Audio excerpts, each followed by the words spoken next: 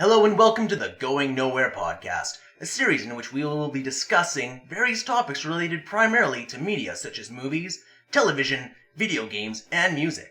We're your hosts, Mark, Johnny, Sheldon.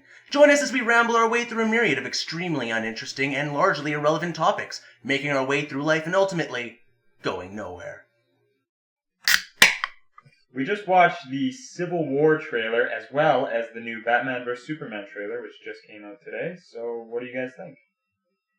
Let's talk Marvel first, because it's slightly less funny. That's true. I agree. Before we go on a long, giant rant Lex Luthor! about Batman versus Superman, let's concentrate on the good trailer that came out. And the movie that we know will be good. Well, I mean, to be fair, Marvel has had plenty of flops, and Iron Man 2, I guess. Right. Yeah, like the worst. Well, it wasn't a flop, it was just not as good as the rest. The worst they've had so far is Iron Man 2 and Thor 2. Yeah, but I mean... But I thought Thor 2 was pretty good. Thor 2 was pretty good. A lot of people were like, meh. But that was because of the comedic effects. But we're not here to talk about past Marvel. We're here to talk about Civil War, as much as they incorporate past Marvel. I mean, yeah, you have to acknowledge that those exist. And so, tone of the trailer. I think because of those past Marvel movies, it feels a lot more personal because we've known these characters for a while. Well, that's the beautiful thing about the cinematic universe, right? It's different from what other movies have done. You've got these characters that you know them, you've seen them develop over multiple movies, and now they can just do their thing. But it kind of takes away from each movie since there's been so many in the MCU. In a way. I mean, at least they're consistent with their characters. The worst thing that Marvel could have done is have a character completely change the way he behaves. The writing is superb as far as making sure they make sense. So you know what you're getting into when it comes to Civil War. Every character so far has been pretty much close to the character or comic book character, except for Mandarin.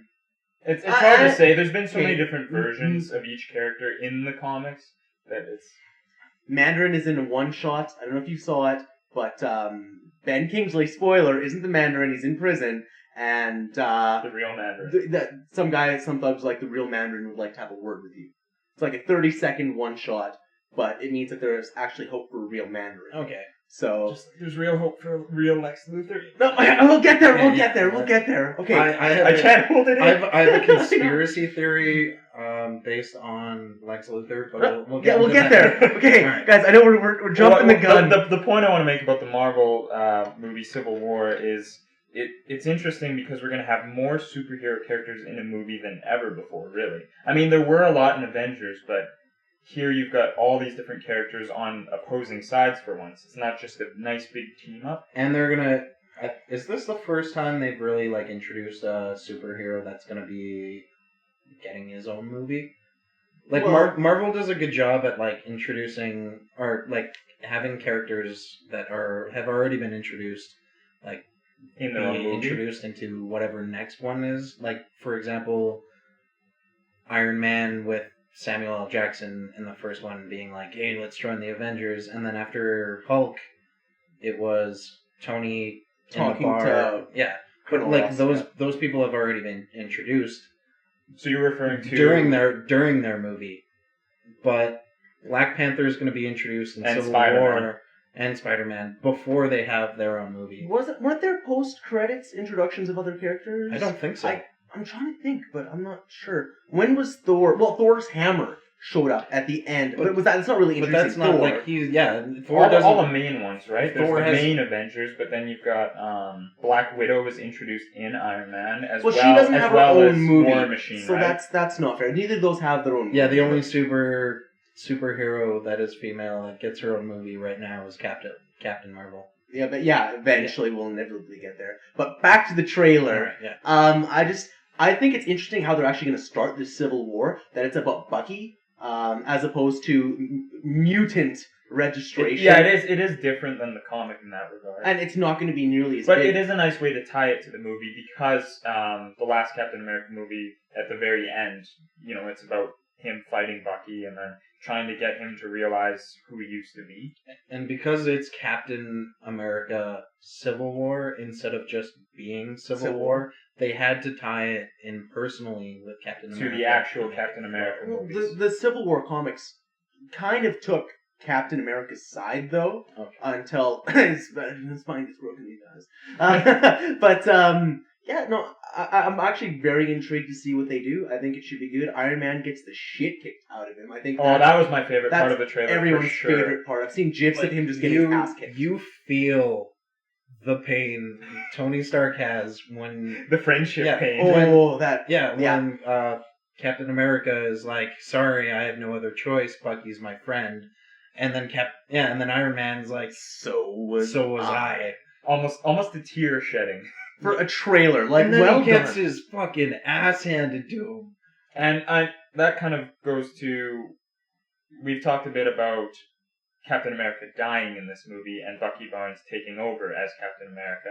Do you guys still think that's possible? 1,000% possible. Absolutely. Or is it too obvious? Because that's what everybody thinks is going to happen. Chris Evans has said he doesn't want to do Captain America anymore. I heard a rumor, I haven't actually looked it up, but it said something about Chris Evans signing on to do more Marvel movies. I mean, they would release that information regardless because they wouldn't want to spoil there was that exactly. point before Age of Ultron where all of the actors were asking for more money.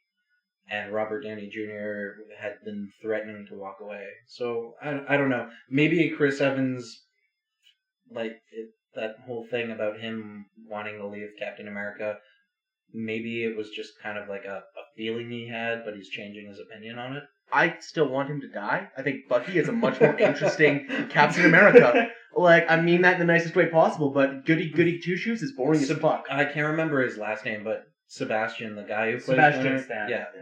He's great. Yeah, he's very good. Yeah, he's much more... Bucky as a broken, assassin is a much more interesting Captain America, I think, than I gonna hop on this grenade because I'm a goody two-shoes. Yeah, it is... I don't know. I don't necessarily agree with that because the first Captain America, I think, was one of the strongest Marvel movies. For me, the second Captain America movie was awesome. No, but it's got a completely different tone. I like it for different reasons than I like Winter Soldier.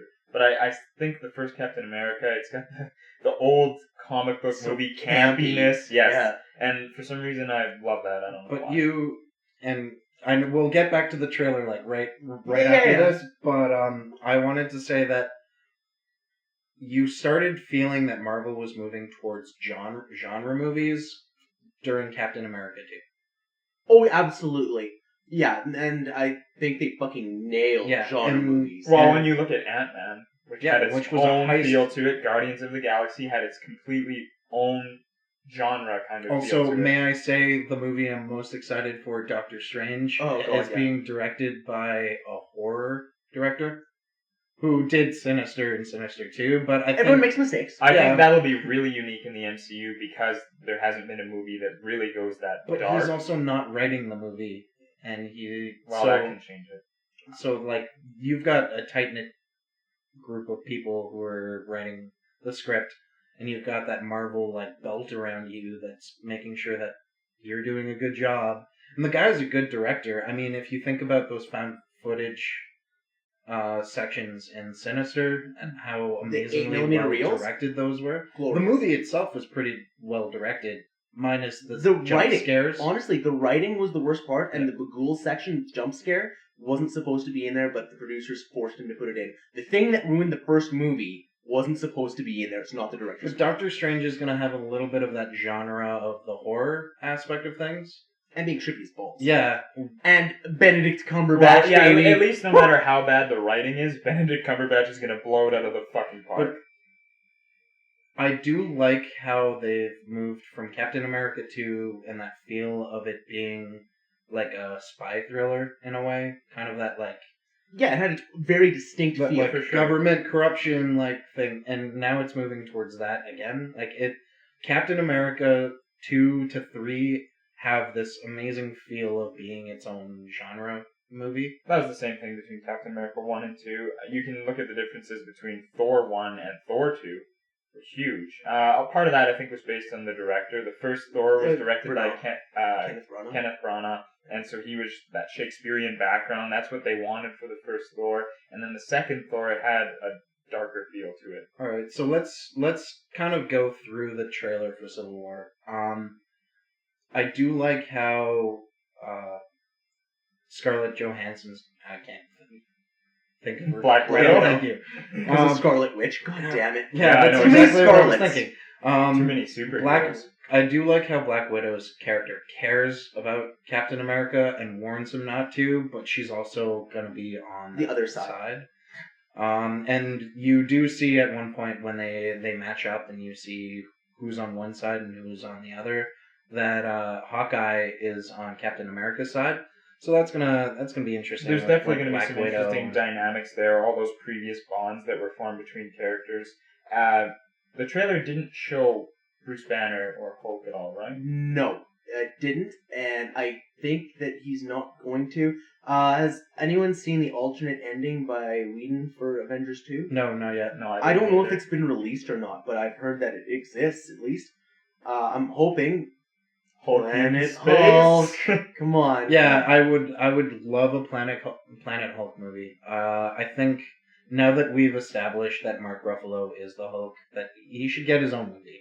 Oh, And he definitely. could totally carry it, and I think Planet Hulk's the best way to do it, so that he doesn't have to be in the shadow. And then Of it the other becomes people. a genre movie about gladiators, Yeah, badass which is in fucking space. badass. And then there's been lots of talk about having that tie into Guardians of the Galaxy. And then they bring him back to fight or whatever. 'cause Yeah, it's in But space. Guardians of the Galaxy 2 will be more personal and smaller than Guardians of the Galaxy 1. James Gunn has come out and said it. I think if they were going to do that, Planet Hulk would have to be in the middle of Guardians 2 and Guardians 3.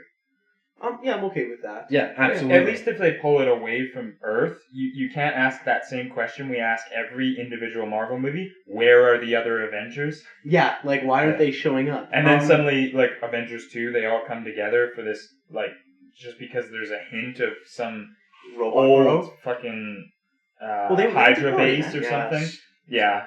So can we go into a little bit of speculation from what we've seen with the trailer? I think Captain America will start off with Captain America in Jakarta, Wakanda? Wakanda. What's I'd like to Jakarta? point out. It is a place, I think. I'd like maybe. to point out, though, we haven't mentioned it yet. Black Panther in it. He's in the trailer. He kicks Bucky Barnes square in the face. It was Yeah. nice to see And them then there's include him in the trailer. I wasn't expecting that. And then there's and a lot of so these both of these trailers, Batman vs Superman and Civil War, have introduced us to characters and things that Haven't I been introduced didn't yet. think they would Show? introduce In the trailer, right?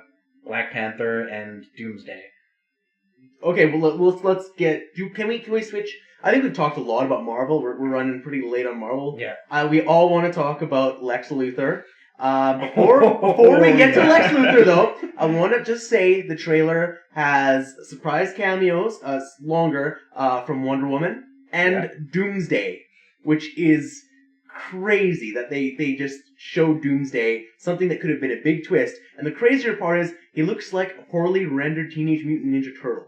Yeah. Yeah. I've seen the comparisons. It looks like a thrown away like Michael Bay CGI. At first, I was Shit, like, yes. "Is that Abomination from the Incredible Hulk?" But No, but we started shooting worse? lasers. But how long is this movie gonna be? Like It have this much? Like to have this much. It's called Batman versus Superman. I'm gonna hire somebody to make me tables so I can flip them during the watching of that movie. Just at how if Batman versus Superman is like one scene. There aren't enough pre-built tables. No, You need more builds to I'm flip that many I'm gonna tables. hire somebody to. I don't want them to build like IKEA tables. For Lack like tables, $50. $10. I'm gonna give them like a crappy like plywood. the flippable kind of table. The flippable. I want to look badass as I flip these. So if they fly up in the air, I want people to go, "Oh wow, he's super strong." But yeah, no, back to what you were Superman. Superman. It is amazing the difference between the first trailer and this newest trailer. There's They jumps. look like they're completely different movies in a way, because they show such different things, and it is a miracle that they're going to include it all. I think the pacing is going to just be Jarring. fucked. So bad. Yeah, you can already tell just from all the kind of content, the characters they're trying to force in before they get their own Okay, movies. wait, before let's get a list of the characters. So we've got Batman, we've got Superman, we've got Lois Lane, Lex Luthor, Wonder Woman, and Doomsday all confirmed. Oh, Am I missing anything? Aquaman. Aquaman is he going to be in it? Yeah, he's gonna be. Is Cyborg going to be in Cyborg it? is also going to be in it. I feel like they'll Is have very fucking small Green roles at the Arrow end. and Flash and Green Lantern and Ryan Martian gonna Reynolds show up? does show up as Green Lantern Deadpool. again. Deadpool. No, fuck that. Nobody likes that. No, that was the greatest movie ever made. Only the only competition is Quantum of Solace. God damn it! But all right, we can talk about what we all want to talk about. Lex Luthor. Oh my god! And that primarily that 15-second clip of him talking to Batman and Clark Kent and Bruce Wayne. Yeah. I have a new theory. I don't think it's a new theory, and I know where you're going with this. The Joker is Jason Todd in Suicide Squad. That makes sense, though. And I'm okay with the that. actual Joker is Jesse Eisenberg. Lex Luthor.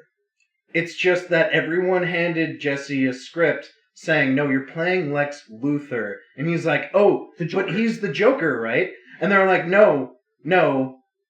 And then he goes, "Oh, but I'm gonna play the Joker anyway because I want to ruin things by not creating a divide between superheroes and their quirkiness. But I want them to all be Joker." I can't help but feel like Jesse Eisenberg didn't choose the style for this role. I feel like it was somewhat written in because, I don't know, it feels weird because after the backlash of him being announced as Lex Luthor, everybody was like, no, he has a high-pitched voice, and his roles don't fit. He's going to be a terrible Lex Luthor. And then he was. He'd be I feel like Joker. it seems like he heard about that backlash and decided, you know what, I'm going to embrace that and be the quirkiest, stupidest Lex Luthor I can be. Watch, Lex Luthor is tied up in a basement somewhere.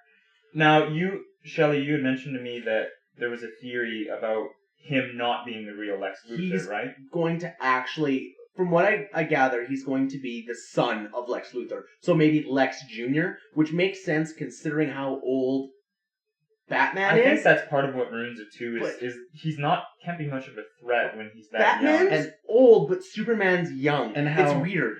And how, Lex Luthor had thrown a Christmas party and brought his wife along, and then the Joker crashed that party, fucked his wife, gave birth to Mini Joker, and that's where Jesse Eisenberg comes in. He's the Mini Joker. Makes sense in a drug-induced sort of way. That's fair. I don't know what I expect for this movie anymore, honestly. I had high hopes going in. I kind of liked Man of Steel. It had its flaws, but it was pretty solid. I might be biased to Zack Snyder as well, but I don't feel excited about this one at all. The one thing, I loved Zack Snyder when he did Dawn of the Dead. Watchmen and I loved when he did Watchmen. Guardians, Legend of the Guardians were great. 300. 300 was also great. Sucker Punch was okay. Oh boy, is that a topic for another day? Yeah, maybe not. I'm just gonna say it fucking sucked. That would be a good topic for another day. We'll watch that and we'll get back to it. It's stylized to the point where there's no actual substance. Ooh. And that's what I'm worried you're grinding about. my gears. Look, let's save it. The first half of the trailer of Batman vs Superman, they're setting up for the perfect fight, and then out of nowhere, Superman's like, "Is she with you?" And then Batman's like, "I thought she was with you." Oh, that was so weak. The tone of it switches entirely, and that's why when I hire that guy to build tables for me, I'm sure he's going to come in handy because half that movie is going to be Batman versus Superman fighting, and then the other half is either going to be Doomsday, which is dumb, or the majority of the movie is Batman versus Superman, and then at the end, and only at the end, does Doomsday show up, and then out of nowhere all these superheroes come in to save the day. This trailer made me feel like either of those Woman. options make me want to flip tables. I feel like Wonder Woman will have a larger role than everyone else, just based on that kind of shot at the end where they're all standing there. She's actually there. I mean, and they kind of showed a clip in the first trailer where she's in like a dress. So I feel like they'll introduce her at that party where Bruce Banner is talking to Clark Kent. Gal Gadot. Yeah. So I mean, they'll kind of show her as her. There are those scenes counterpart. where her jet's in the scene. But you can't see it. Yeah, exactly. Does anyone has DC announced the movies after this? Oh god. Because I think that can affect what you're gonna see. How long people I are don't gonna remember. get. And this is where I feel about DC versus Marvel, is I know Marvel's lineup. They have a plan, a very clearly written And plan. DC has come out with a plan for the movies they're releasing. Can I think of them? Absolutely not. But I'm pretty confident I can go up to the Infinity Wars. I'm pretty confident I can do all the movies up to the Even Infinity after, Wars. because they're going to do Inhumans. Yeah, then Yeah. Inhumans is the last announced movie, which is 2019. That's 4 years. Of movies, yeah. And I'm fucking stoked. Well, Inhumans, I think you need to have watched Agents of S.H.I.E.L.D. because they're doing a lot of Inhumans. They're really going to tie that in, it seems, which is cool because eventually we'll start to see the TV universe merge in with the Well, I mean, MCU. we already see some of the movie universe affect the TV. Like, the first season of Agents of S.H.I.E.L.D. sucked ass until Captain America Civil War. Then it got awesome. Yeah. And, okay, I will say this, because we should probably move on to a different topic. I think that Batman... Like, if you compare Batman versus Iron Man was really introduced in Iron Man 1. And you've really only had Robert Downey Jr., live action-wise, to follow through that plot. Batman has been done so many times by so many actors And Kevin Wentz, that you can't really feel like this one is the core Batman. Right? Like, it doesn't feel like this is It's the hard Batman. for Batman to do something to really stand out because of all the different versions. I think he looks, Ben Affleck, just saying, looks like a good Batman. I don't know about him as Bruce Wayne, though. The It's hard to costume, he is Bruce Wayne. If you really think about it, Ben Affleck is Bruce Wayne. Jenny from the Block, anyone? Maybe in parents theory, died? but at least watching him at that party bit, he looked really uninterested to me. Or like, Well, granted, I don't stoned or think something. I really don't think Ben Affleck gives a fuck. it certainly seems like that. He wanted to be Batman, though. I mean, who wouldn't want to be fucking Batman? For the money and the pussy. Yeah, nailed it. I mean, What Bruce other Wayne. reason? There you go. I do want to mention before we move on, the voice filter, because everybody was like, how are they Batman better not have a deep cancer I've throat got- It voice. makes sense when he's in his armored uniform. It makes more sense, but it's still, I still don't like it. I mean, Iron Man has a synthesized voice when he's talking. But it in doesn't- his suit. It feel- doesn't make sense for Iron Man to have, because everyone knows who Iron Man is. Yeah. But Batman, it makes sense for him to cover his voice. Mm. That way, it's hard to identify. What doesn't make sense still, in this day and age, putting fucking glasses on. Makes you a different person. Oh, you'll never guess who I am. Fuck you, movie. I just want Hey, you have the same chin as Superman. No, I don't. punches him in the face through the 8 buildings. I just wanted Bruce Wayne to be like, stop asking me about yourself, you fucking narcissist. Pretty much. Anyway. One thing I want to mention, if we're looking at both trailers together, I think what Batman vs. Superman doesn't have compared to Civil War is, I mentioned the bloated characters. At least with Civil War, they're all characters who have been in other movies, except for Black Panther, Spider-Man, and but they're not Barry getting huge Zemo. roles. But with Batman vs. Superman, it's all characters who are, this is their first appearance except for Superman, which it's got a different feel to it. It's like they're forcing them all in, but it's too forced because you don't have a backstory for them. They only want to compete with Marvel, and that's the only way they know how. They haven't set themselves up for it. But I'm going to keep my expectations low, and hopefully that means I'll enjoy it. Speaking of enjoying things, I did see that you guys picked up the Rare collection for Xbox 360. Yeah. Or 360. See, I'm I stuck in wish. the past. That thing's collecting dust in my corner now. Yeah, no, how is it? It's cool. It's Rare games. I didn't really realize that they had a bundle like that they released that includes so many gems. I saw it in Future Shop and I was like, I don't have an Xbox One, but you know who does? Johnny. Whew. So I was like, fuck it, I'm gonna get it because I love these games. So the big gems on the collection are Conker's Bad Fur Day. We've got Perfect Dark, Banjo Kazooie, and Tooie. The Donkey Kong Country and Donkey Kong 64 are not included though because of the Nintendo rights. Same with GoldenEye, we don't get that on there, unfortunately. But I mean, you still get some classic games that are awesome. And Viva Pinata. Everybody's favorite. I didn't even realize those were Rare games. Don't knock the pinata. I know I've played Forbidden. Oh, and Banjo 3. We'll talk about that in a minute. I wouldn't. I don't think people call it Banjo 3. I think they call it the piece of shit game that I wish I had never played. Nuts and ball sacks. Well, let's talk about why these things are nostalgic for us. With the first game, which was Banjo Kazooie, that was their first of their really good games. Unless you really liked Blast Corps, which is fucking weird. Which I hadn't even heard of before. Yeah, but the golden era for Rare was clearly the N64 days. Before they got bought by Microsoft. And Microsoft bent them over and fucked them. Pretty hard. But, okay, Banjo-Kazooie I played when I was a kid. Loved it. It was alongside over again. Super Mario 64 and like Donkey Kong Country and GoldenEye and all those really classic games. Banjo-Kazooie was always up there. I think the only game I probably enjoyed more than those, Superman 64. Oh, yeah, everybody's favorite. Fuck no. Mark? Well, yeah, Batman vs. Superman looks to the same quality as that fucking 64 game. What did you do with, what was your experience with Banjo-Kazooie? Okay, so I played a lot more, sorry, I'm going to talk about Perfect Dark first. Oh, okay. A lot of people love GoldenEye. I've played, hours upon hours of multiplayer with that.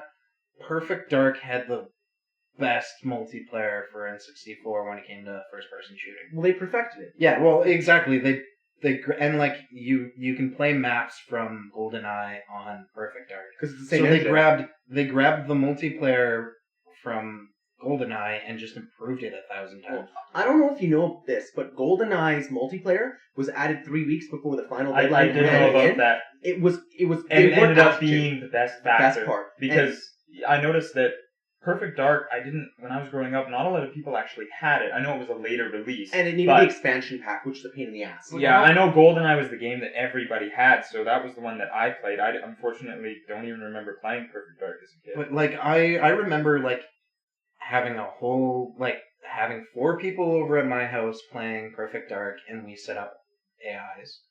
And then I would be by myself, and I'd still want to play the multiplayer to set up all the AIs and do that. Because it was a hell of a lot of fun. They had it right when you could select your weapons and all of that. If you think about all of the good games like Quake and whatnot, where you could pre-select, like Halo, you can pre-select before you go in and customize your games. Yeah. Perfect Dark was the first game to introduce that. Well, GoldenEye sort of had that. GoldenEye, you could select your weapons and stuff like that. Absolutely. Select your character. Yeah, that's fair. GoldenEye, again, 3 weeks before the game shipped out. That's amazing. It wasn't even supposed to be in there, but they were like, well, we got time. So they just threw something together, and it became one of the most well-regarded things. It really makes you wonder why they don't include that nowadays. So Perfect Dark, amazing multiplayer game. Holy shit, mind-blowing. Banjo-Kazooie, one of the best single-player games I've ever played. Now, there's been a lot of talk about the old platform style that Rare really learned to perfect. I mean, you had Super Mario 64 as well. Which I did the best for the first 3D platformer. I think anyone who's played it can agree. For a first shot, holy shit, they knocked it out of the park. They did it well, yeah. And you look at the games that Rare did, we can also talk about Conker's Bad Fur Day. Those platformers, they just aren't around anymore. And, Rare is trying to revive that, those few guys with ukulele. But we don't have to get too into that. It's a new game by Rare. Okay. Not Rare, but the people behind Rare. Oh, yeah, they kind of formed their own studio, and they did a crowdfund for it, because there are so many people who are nostalgic about these old platform games. And Microsoft fucks Rare repeatedly with a fist. And I'm pretty sure one of them got fucked to death, which is why there's less. Makes sense. I think I might be the only person in this room who didn't really play Donkey Kong Country. No, I didn't No, either. I'm the Oh, only one really? in the room who actually played. I've heard amazing Yeah, things same about here. it, but I never got around to actually playing it. Donkey Kong Country or Donkey Kong 64. 64. Okay, Sorry. 64.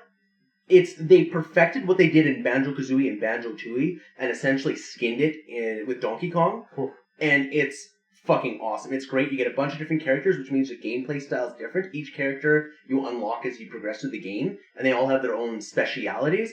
It's really good. I highly, highly recommend it if you're a fan of Banjo-Kazooie or Banjo-Tooie. Right, now I'm thinking about Donkey Kong Country, which was on the Super Nintendo, SNES, right? yeah, for sure. That game was also great. And you could play with another person.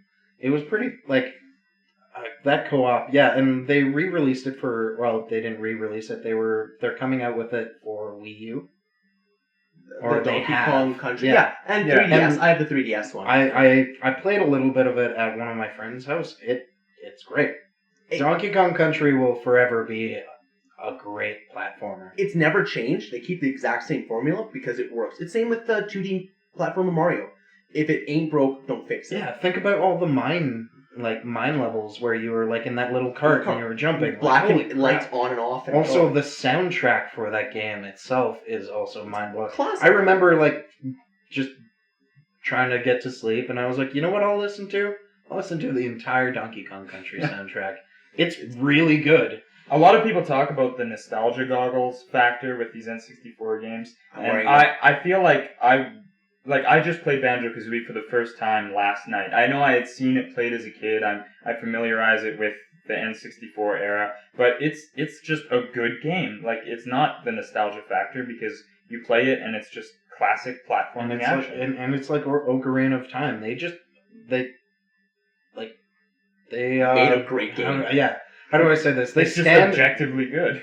Yeah. I don't care what they people stand say. the test of time. Like, they're great games. I would genuinely like to see these games recreated in modern graphics because something like, just breaking out a little bit, but Final Fantasy VII, I tried playing it. I can't. It looks horrible. Oh, it looks so bad. I They're can't get amazing through it. games, but you can't go through it because graphics. And that's interesting too. We can bring up Banjo-Kazooie Nuts and Bolts, which the very beginning shows you. What's that place called? It's called Spiral Mountain. They show you, and it's in beautiful 360 Gorgeous. graphics. Oh, And it's like, oh, if Banjo-Kazooie was this, it'd be amazing. And but then they give you carts. if you played the game or if you've seen anything about it, I'm so sorry, but it actually looks like it could have been fun. Like, it was designed with fun in mind, but then some asshole was like, nah, man, turn on the sucks. Some And Microsoft asshole. holy shit, they took out all the fun with carts. I will say the creative aspect, like the amount of stuff you can do in that game is pretty ambitious. Have you played Nuts and Bolts? You can make fucking carts. Don't give me shit. I played It's like Lego Racer. Like, I actually rented it and played 5 minutes of it and was like, this isn't worth my rental fucking price. We'll see. There you Yeah, go. there we go. But okay, if you played to like the first actual world, that it's brand new, it's different, and I'm not talking about like the hub world, the actual world. It does feel like there could have been a good game there, but they decided to expand it, blow it up, make it huge, so you had to use a cart to get around, and they also decided to suck out the fun. But may I? Conker's Bad Fur Day. Amazing. No one's gonna argue. Okay, that. so we all played that growing up. We've all played it probably fairly recently. I think it's the great mighty Boo. Copyright infringement. Holy shit! Pulled. Video pulled. Just Well a done. quote. That was certainly one of my favorite N64 games, and it's my favorite Rare game by far. It really revolutionized. It took the good platforming elements from. We got a good mature game. It was but amazing. that was what was Holy so fuck. huge about it because they just pushed all those boundaries. I did kind of like actually I did really like the Microsoft or the Xbox. Live and Reloaded. Yeah. The remade version of it. They did good. I never I actually don't played know. it. I was gonna pick it up from EB Games, but I couldn't find it when I wanted to get it, so I never played it. Yeah, no, Conkers is great. I wish we had more Conkers. I'd love to see a Conkers 2. That'd be That'd be interesting awesome. and filled with all the movie references. Well, that was awesome. Like that's movie references done right. You see references. You in didn't really movies. see that in like- video games at the Well, time. what would you have? You had Scary Movie back in the day doing parodies, and it was just like, Oh, hey, yeah. have you seen this movie? This movie's a thing. No, But then, they parody it, It was a little more but then subtle. you get to yeah. do Squirrel Matrix. which Yeah. is fucking sick. Holy you shit. Saving Private Squirrel. Yeah. Like the alien. Are you kidding? They Holy even shit. had what we talked about in one of the multiplayer games. Just one of the games, they had a Reservoir Dogs section, the heist section, Yeah. which is crazy. I mean, they included all these references. It was just brilliant writing. The dialogue just amazing for their game. And the at that gameplay time. fun. It's smooth. It played good. There was no issues, and you didn't have to install it for. I think I spent about 2 hours installing the Rare Gallery, whatever the Rare Collection is Yeah? called. Took 2 fucking hours to install in your Xbox. But half of those games are fucking yeah, 1 megabyte. but it had to install each of the Xbox 360 games individually, and each one took fucking forever because Well, that it's makes its own sense. emulator. And then they Ugh. didn't fucking work right when we loaded them. Ugh. Yeah, rare games just in general. Holy shit, Were amazing. back then. So like you had N64 games where like third party. Support was Support. amazing. I would say Rare was the Amazing. best third-party developer for the N64, hands down. Absolutely. Yeah, of course. And now Nintendo has absolutely none. Well, But- they do, but it's not the same, right? That's because Oh right, they're doing the they gimmicky bought stuff. out Bayonetta. Everybody's favorite series. Yeah, Did you guys ever play that? I own it. I didn't get far into it, but I heard nothing. But And good they were- things. It is supposed to be. they were gonna only release. I think they were only gonna release Rayman Origins or something. Oh, for- Ubisoft. Yeah. Yeah, for Nintendo for Wii Wii U. U, and then Ubisoft was just like, Fuck that. That's You funny. know what? I haven't Fuck played that. it, but it's one of the best rated games on Xbox One and PS4. Which Raymond? Yeah, the new Rayman. Oh, yeah. Rayman I Origins. always, I think always it's called. liked Rayman. Rayman is Origins. fun. I played Or- it back with. There was an N64 one. Was Yeah, there yeah, not? there was. Yeah, Absolutely. that was the only Rayman I played. But Okay, I just want to point out the best Prince of Persia, Warrior Within, because it's made by Ubisoft. There is, if you like 100% the game, there's an unlockable weapon, which is Rayman's hand, which one shots all Really? enemies. What? Yeah, you. I didn't know about that. It's like your hand apparently, I just didn't 100% Warrior glove game. Within. You smack enemies and they explode. It's awesome. It's so funny. Damn. But yeah, That's kind of cool. They do something like that. yeah. It's I mean, Prince of Persia that was on all versions then? Because it was for Xbox and GameCube and PS2. PlayStation 2, yeah, and PC. Oh, Yeah. okay. It's just crazy that they've been able to fit all of those rare games into one disc. Well, those are Okay, small. Unless you had to download them. I wasn't there. 20 when- of them were released pre-1990. Yeah. Yeah. Well, that's fair. You're running the gambit from like the first one was called Jetpack in like 1984 or something like that. Then And- you've got the Lunar Landing clone. But if you think about it, like That's some Clone? Maybe it was before Lunar Landing. I don't know. It's at some point you had to buy those games individually, and now For a lot more. Yeah, exactly. And now you get them all. It's like the way we're progressing with technology is you get a lot more access towards things now.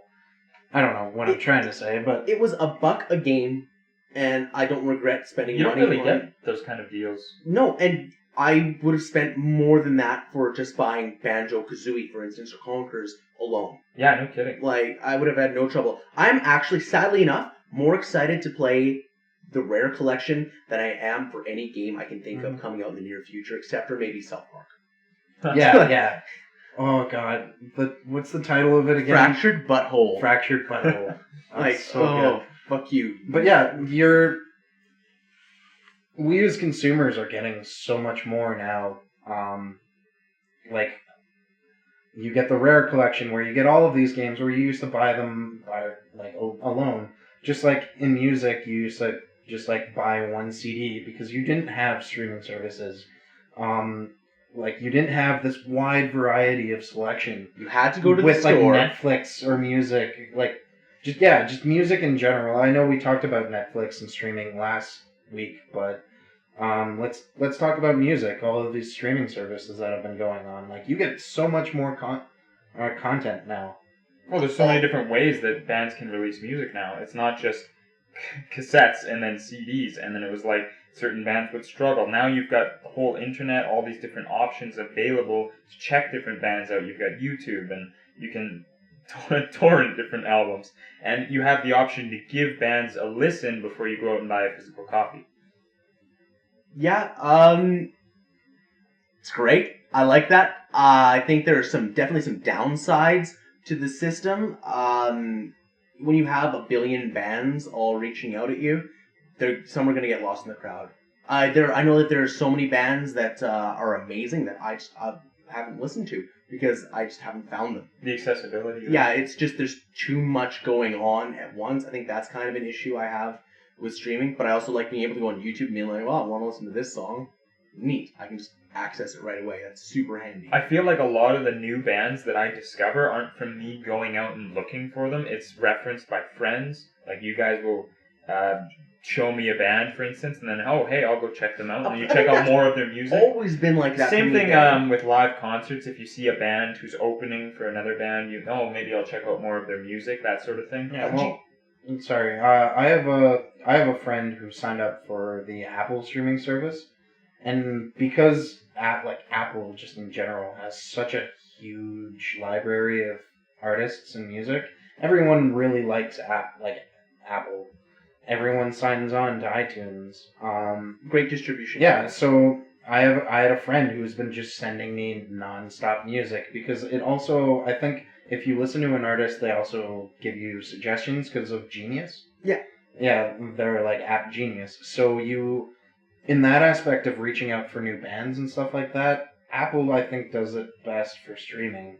And so he's been sending me lists and lists of songs and bands to check out, and I fucking have loved all of them. You could argue the same, though, for YouTube, because they do have recommendations. Yeah, that's for very some true. genres. I guess it's about the person who's checking it out, how much you want to go and look for that sort of thing, how much you just want to kind of explore rather than listening to the same band. I'm sure you guys have done the YouTube, followed the chain of YouTube Oh, videos. you get to some dark places. You do, but I mean, you can find some really interesting music if That's you're in true. the music section. Like, you're just like, oh, what's recommended? Oh, I haven't heard of that before, and you're like, oh, this is cool, or oh, fuck no, click close.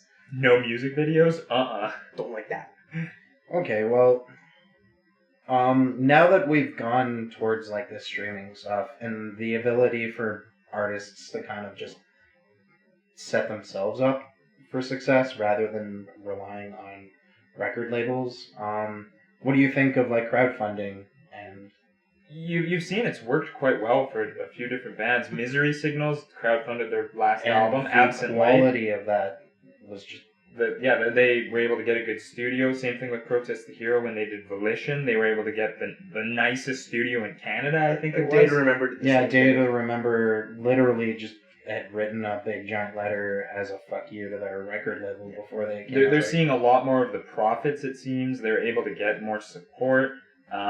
People can actually contribute more directly to the bands they want to see create more music. But you also notice that it's only established bands. New bands True. kind of get fucked by this. New bands you have to go to a record label, or you hope that you're a big hit on YouTube. And if you're in metal, or if you're in a genre that isn't top 40, good luck. And it's hard for those new bands to tour because, they need money to actually get on these tours with these bigger bands to get out there and get noticed. And the original intent, I think, for crowdfunding was to help the people that actually couldn't do anything. And then you started getting, super established crowdfunding for fucking Zaf Braff movies.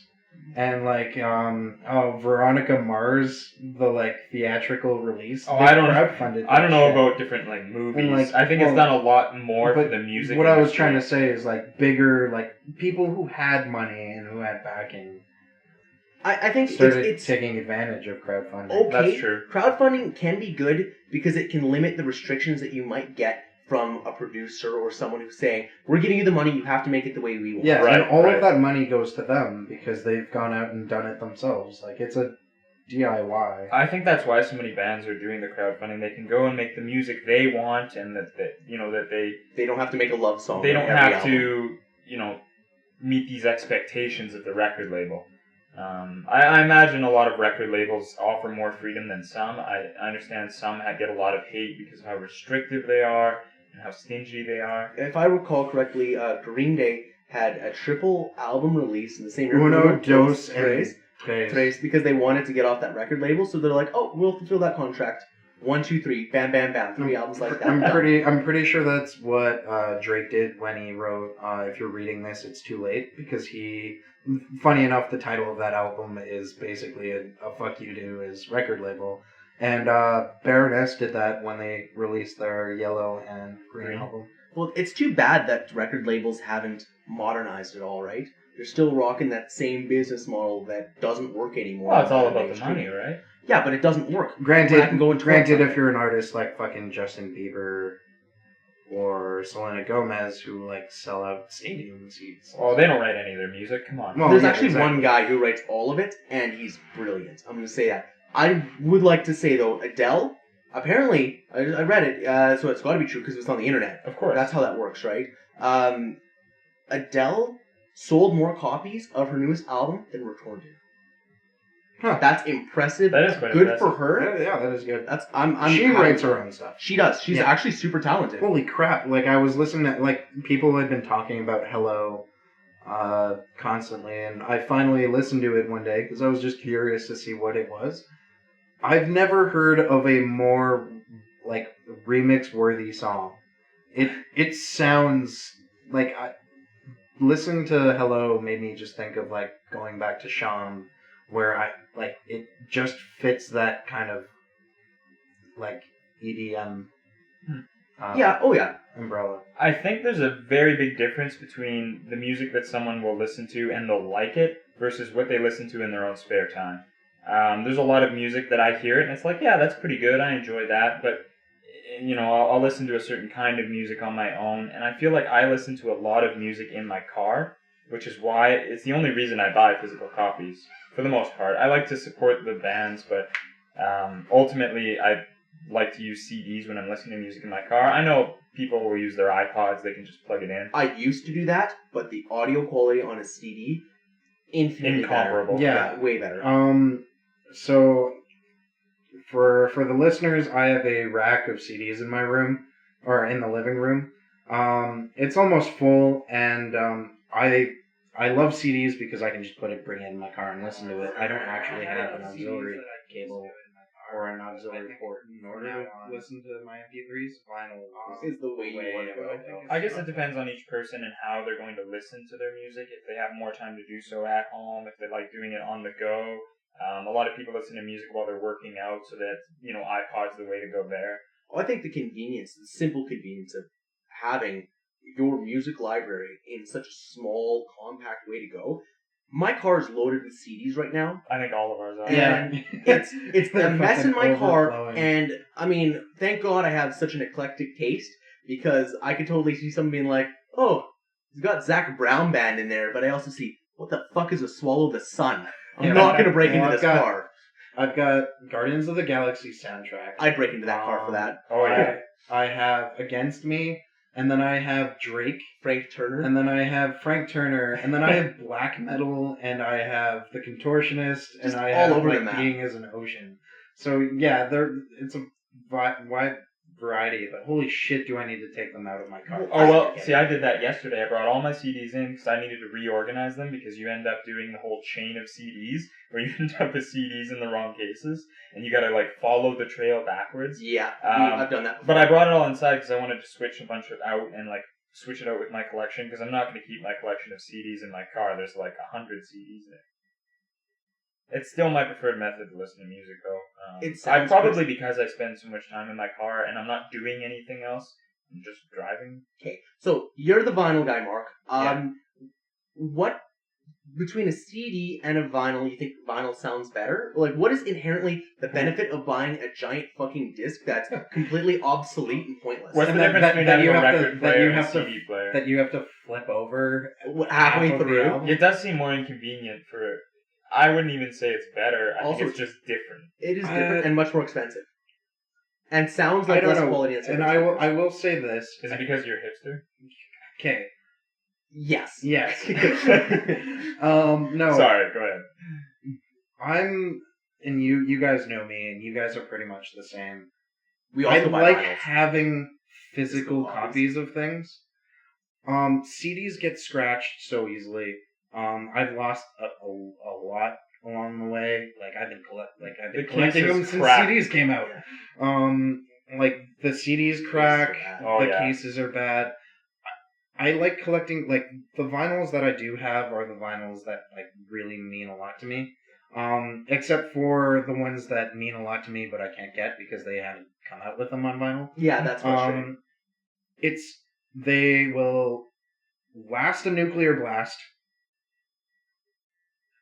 So they're durable. I don't know Is where I'm that going the with selling this. feature of your But style yeah. of music? The like it being as big as it is and as like old fashioned as it is, it makes me feel like I can appreciate the music. Like I'm taking my time to flip it, put the needle down, listen to it, and I can't take it into my car, so it's not like a take and go. It's like an actual. If I'm gonna put a vinyl in, You're gonna enjoy it. I'm gonna listen to You it. gonna take it on a date and fuck it later? Stick his dick through the little hole. Could fit. There are two big selling features I think that you're gonna get with vinyl, and I think one of them we've definitely kind of overlooked. Artwork.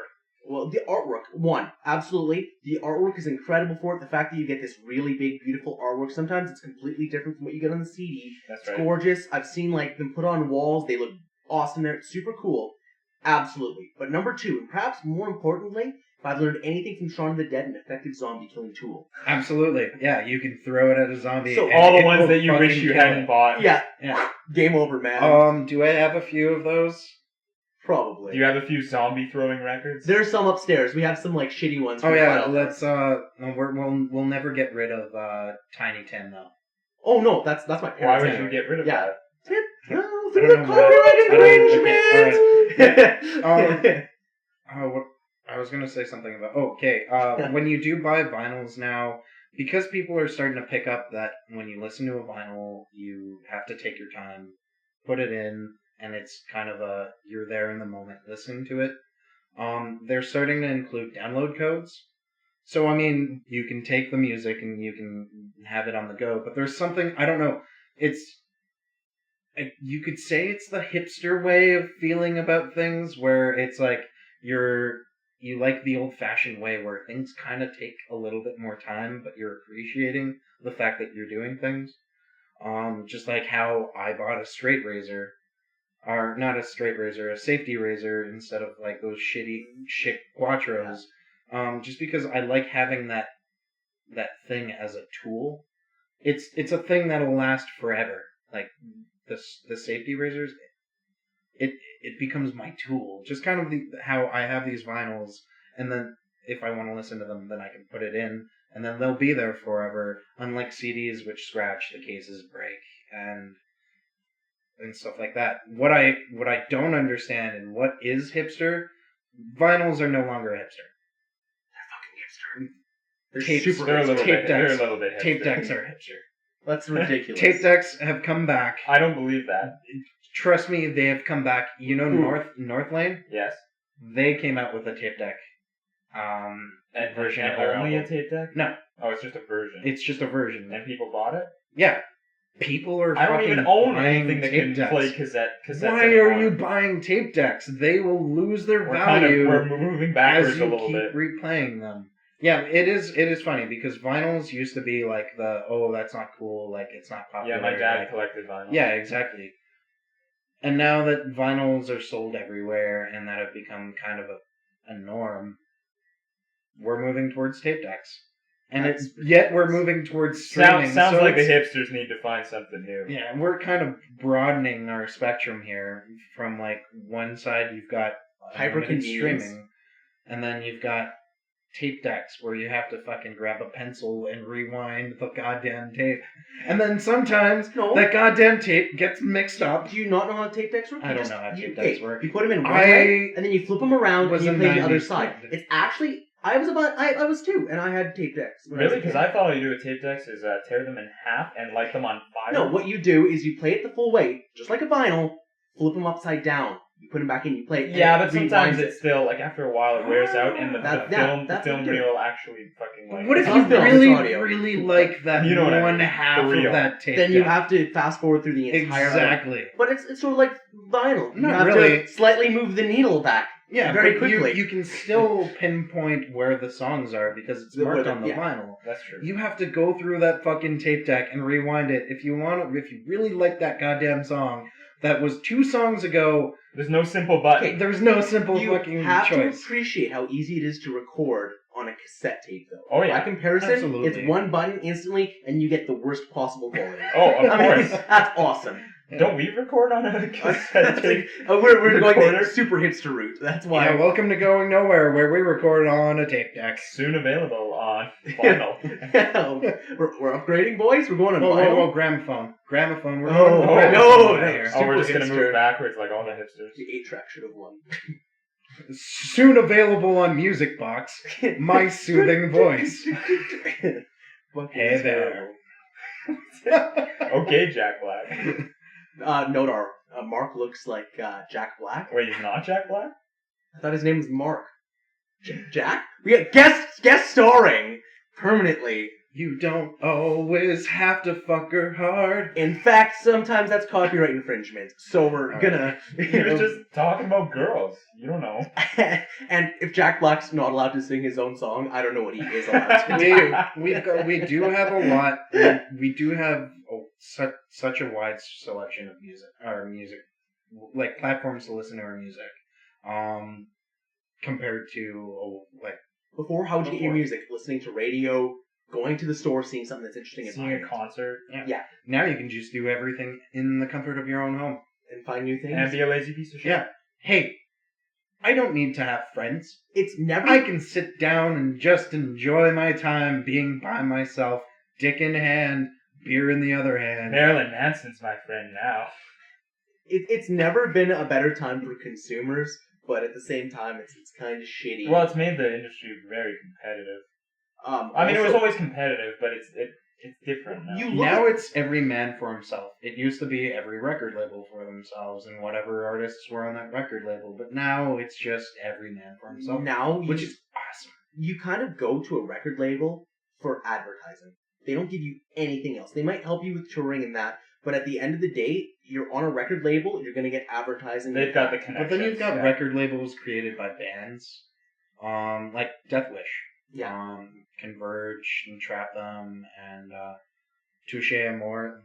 They're a really good record label band, but they've also embraced other bands from other record labels, and because they've been touring around with all. I these think other some of bands. those do know how to do it a little bit better. They're less greedy. Granted, Kurt Ballou also does recording for a lot of different bands too, so Death Wish does get that. Record labels aren't bad.